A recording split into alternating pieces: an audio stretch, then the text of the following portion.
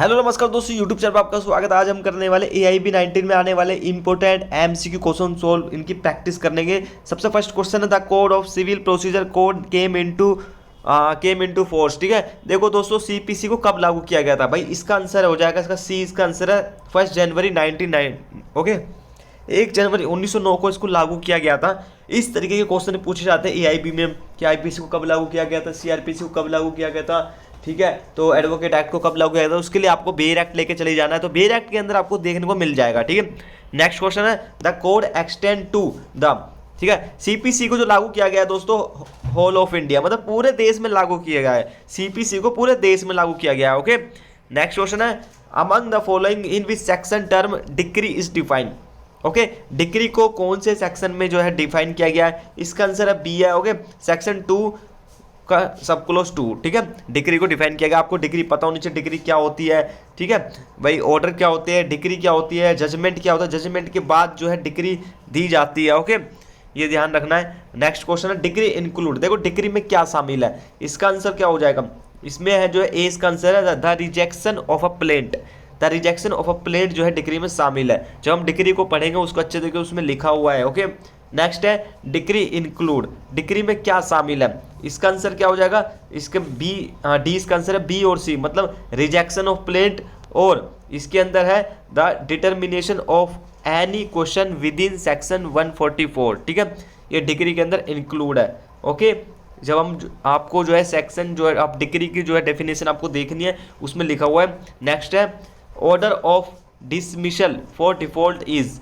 ठीक है, order of dismissal for default is क्या है, इनमें से कोई नहीं। क्या है, इनमें से कोई नहीं है।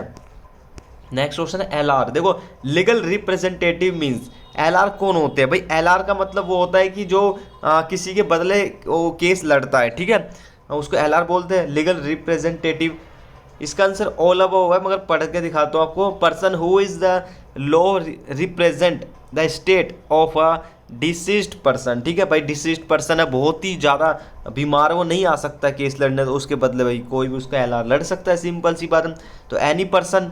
ठीक है, तो यहाँ पे डिसीज्ड पर्सन की बात की गई है, या जो है डेथ ऑफ पार्टी, किसी पार्टी की डेथ होगी तो उसके बदले जो है कोई भी जो है लड़ने के लिए आ सकता है। All above. Okay, next question है यहाँ पे ऑर्डर मीन्स। ऑर्डर जो है आपको बताना है मुझे, क्वेश्चन आपको आंसर में कि जो ऑर्डर है CPC के कौन से सेक्शन में दिया गया है। ओके, ऑर्डर के बारे में। Next question every dash is applicable. ठीक है, जो है एवरी डिग्री जो है एप्लीकेबल होती है, क्या होती है, एप्लीकेबल होती है। तो इसका आंसर ए हो जाएगा।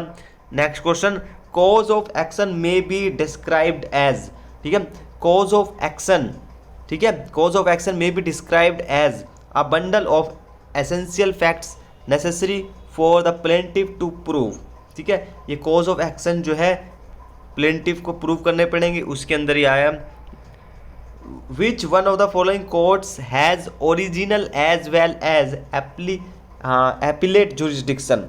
ओके, यहाँ पे जो है भाई देखो, जब हम CPC के अंदर देखते हैं तो उसके अंदर जो ओरिजिनली जो जुरिस्डिक्शन जो है एपिलेट जुरिस्डिक्शन मानी जाती है, वो डिस्ट्रिक्ट कोर्ट की मानी जाती है। क्या है, district court. Okay, revenue court CPC में नहीं आता है, ध्यान रखना, उसका अलग ही जो चलता है। ठीक है, तो डिस्ट्रिक्ट कोर्ट आपको ध्यान रखना है। यहाँ पे है no suit would lie to set aside a decree on objection as to.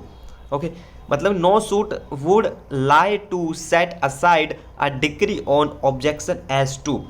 इसका आंसर क्या हो जाएगा, इसका आंसर बोला कि डी, इसका आंसर बोथ, बी और सी दोनों, टेरिटरी जुरिस्डिक्शन और पेक्यूनियरी जुरिस्डिक्शन। ठीक है, यहाँ पे सेट असाइड की बात की गई है।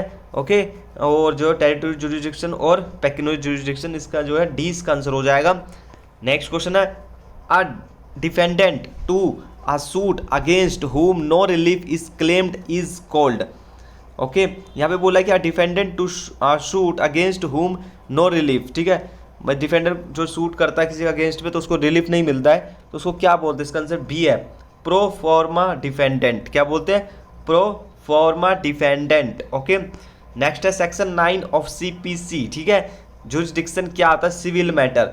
सेक्शन 9 में क्लियरली बोल रखा है जो है सेक्शन 9 जो है सिविल नेचर के जो सूट होते हैं उनके उन्हीं से रिलेटेड है। ओके, नेक्स्ट है among the following which are suits of a civil nature, कौन सा सिविल नेचर का है? इसका आंसर डी है, बोथ, ए और बी दोनों। मतलब suit relating to right to worship and suit relating to a right to share in offering. Okay, next है among the following which are suits of civil nature.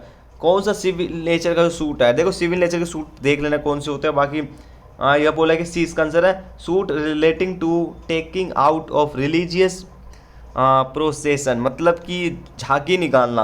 Okay, धार्मिक झांकियाँ निकालना है, वो जो है आपके जो है सिविल नेचर का सूट आता है। ओके, नेक्स्ट है a civil court has jurisdiction to try a civil suit unless its cognizance is barred. Okay, या बोला कि इसमें क्या होगा? देखो सेक्शन 9 का ये है, इसमें एक्सप्रेसली और इम्प्लाइडली बार के बारे में बात की गई, तो सी इसका आंसर है, ए बी दोनों हो जाएगा। ठीक है, जब हम सेक्शन 9 पढ़ेंगे उसमें पूरा ये जो है आपको दे रखा है।